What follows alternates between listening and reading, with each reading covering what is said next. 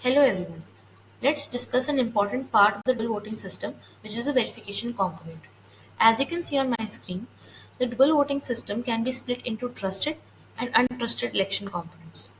Certain components of the election are assumed to be untrusted since an adversary can easily try to manipulate the election results by attacking these processes. The processes are as follows. Ballot generation. Here, an adversary or a corrupted admin can sneak in ballots which are not valid. That is, ballots which, when decrypted, don't correspond to the intended encrypted entries. Vote upload. Here, a corrupted polling officer might try to manipulate the encrypted votes before they are uploaded to the database. By manipulate, we mean that they may delete a vote, or change who the voter has originally voted for, or upload incorrect votes. Decryption of encrypted votes. Here, a corrupted admin may add plaintext votes in the final decrypted votes or may delete correctly decrypted votes. In order to detect such attacks and be able to recover from such setbacks by conducting minimum possible re-elections, we have the following trusted components. Ballot audit. Before the ballots are used in the election, we select some ballots for statistical audit. By using this functionality, we scan the encryptions on the ballot and check whether their decryptions correspond to the plain text on the ballot. If this is not true for even one of the ballots used for the statistical audit, then we regenerate the ballots and restart the system. Voter verification.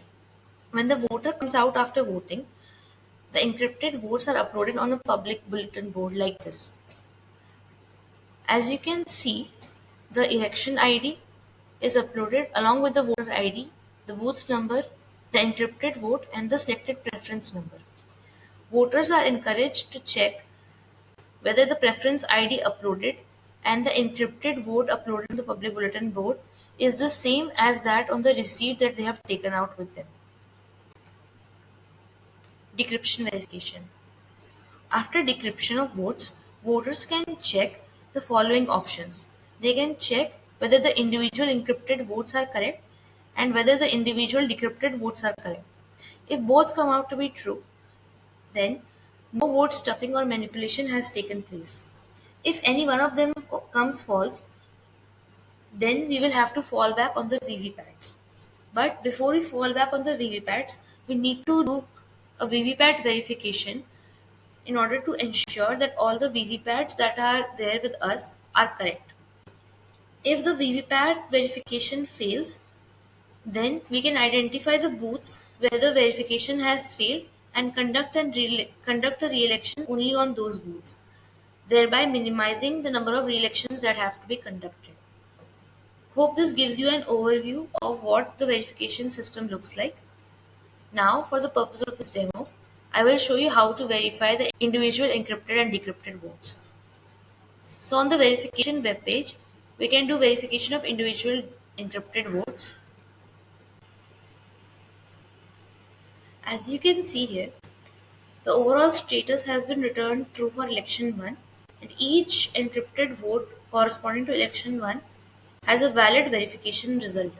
Similarly for election 2, we can see that all encrypted votes give a valid verification result. This means we can show that no vote stuffing or vote deletion has taken place on the encrypted side of the votes. Now let us verify the individual decrypted votes. Here we can see that for election 1 the overall status has come to be true, and we can see that all decrypted votes have given a valid verification result. Similarly for election 2, we can see that all decrypted votes have given a valid verification result. This means that we can say that in the decrypted votes, no vote stuffing has taken place or correctly decrypted votes have been removed. Now, let us move to VVPAT verification. Here, the QR code image that is to be uploaded is a ballot ID which is there on the VVPAT site. And then you have to enter the election ID written on the VVPAT site and then verify whether the VVPAT is correct or not. Then if the VVPAT verification gives this output, then we can say that the VVPAT has been correctly verified. This brings us to the end on the discussion on the verification components of the dual voting system. Thank you.